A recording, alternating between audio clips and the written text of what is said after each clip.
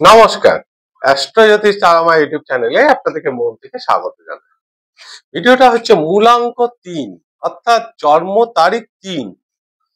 শুধু ৩ তারিখ না, যে কোনো ইংরাজি মাসের আপনার ৩ তারিখে জন্ম হতে পারে, ২১ তারিখে জন্ম হতে পারে, ১২ তারিখে জন্ম হতে পারে বা ৩০ তারিখে জন্ম হতে পারে। যদি এই ডেট গুলোতে আপনার জন্ম তারিখ হয় তাহলে ভিডিওটা আপনার জন্য। অর্থাৎ ৩ মূলাঙ্ক, ৩ সংখ্যাটা দেবগুরু বৃহস্পতি রোল করে, অর্থাৎ সংখ্যাটা বৃহস্পতির নাম্বার।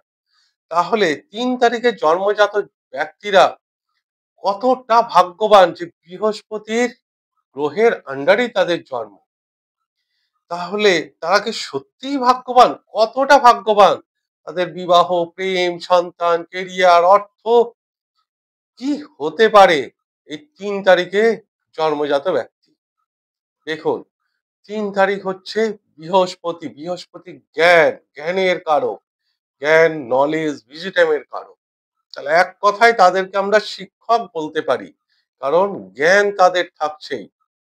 কিন্তু কোনো কারণে এই ৩ তারিখে বা এই ৩ মূলাঙ্কের জন্মজাত ব্যক্তির আর্থিক কোনো কারণে, পারিবারিক কোনো কারণে সেরকম যদি এডুকেশন না হয়, অর্থাৎ পুঁথিগত বিদ্যা যদি না থাকে, তাহলেও বয়স বাড়ার সঙ্গে সঙ্গে এরা কিন্তু জ্ঞান অটোমেটিক অর্জন করে নেয়।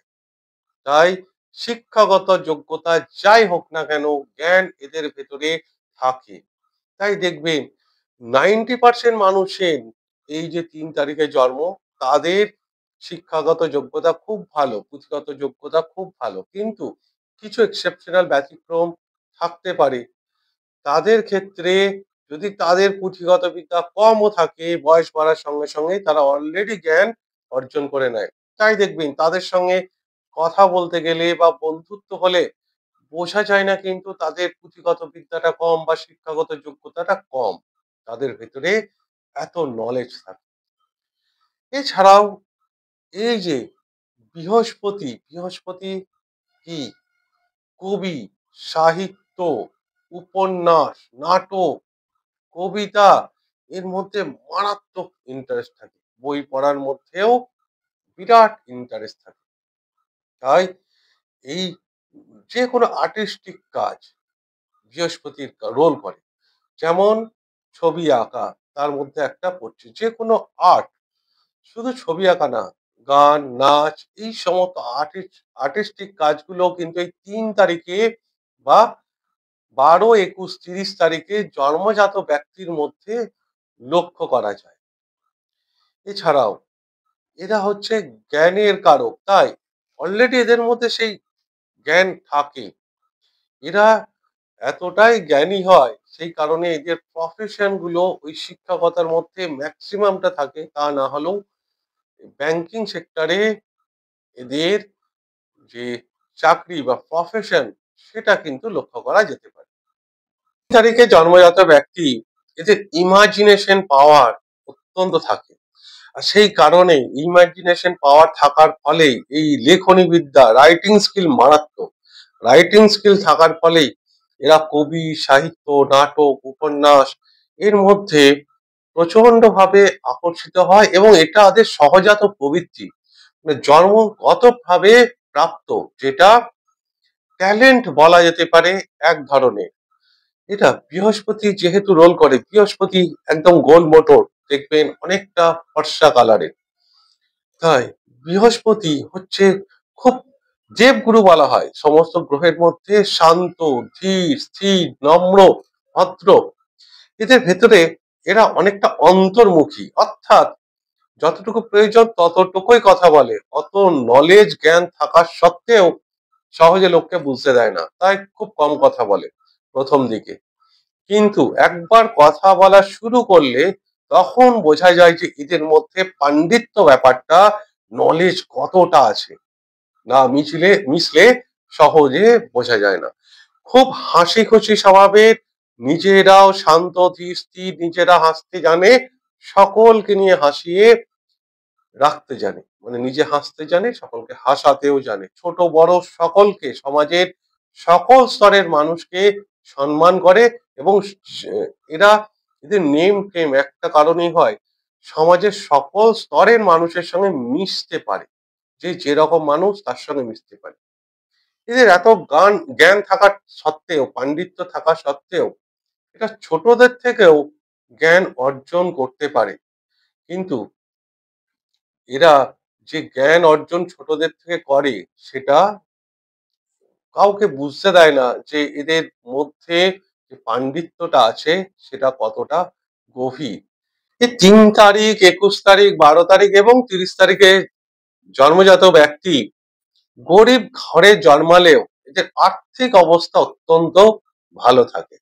বৃহস্পতি দেবগুরু তো, তাই যদিও এদের প্রথম দিকে আর্থিক অবস্থা খারাপ থাকে, তাহলে নিজের চেষ্টায়, নিজের পরিশ্রমে, নিজের পায়ে এরা সেই আর্থিক যে সচ্ছলতা জায়গাটা তৈরি করতে পারে। এছাড়াও অর্থ যেরকম এদের জীবনে অভাব হয় না, সেরকম এদের জীবনে না একটা দৈব কৃপা থাকে ৩ তারিখে জন্মজাত ব্যক্তি। কিরকম বলছি, এদের জীবনে যতই খারাপ সময় আসুক না কেন, একটা দৈব কৃপা যেন এদেরকে সব সময় প্রোটেক্ট করে, যেন সেইখান থেকে রক্ষা করে। দৈব কৃপা যেটা কাল্পনিক অর্থে বোঝা যায়, যার কোনো বৈজ্ঞানিক ব্যাখ্যা নেই, সেই রকম দেবতাদের একটা আশীর্বাদ, দেবতাদের কৃপা এদের মধ্যে সব সময় থাকে। জীবনে অর্থনৈতিক যতই খারাপ সময় আসুক, কিংবা আপনার শারীরিক, মানসিক যতই জীবনে একটা খারাপ সময় আসুক, সেখান থেকে কিন্তু ওই দৈব কৃপা বা ঈশ্বরের আশীর্বাদ কিন্তু এদেরকে টেনে তুলে নিয়ে আসে। এদের লাকি কালার, যেটা শুভ রং বলা হয়, সেটা হচ্ছে হলুদ রং। হলুদ রং অত্যন্ত শুভ। আর কোনো কারণে এদের যদি ভাগ্য বিড়ম্বিত হয়, অর্থাৎ ভাগ্যের বাধা প্রাপ্ত হয়, যে কোনো কাজে সমস্যা আসে, এর একটা মারাত্মক রেমেডি আছে।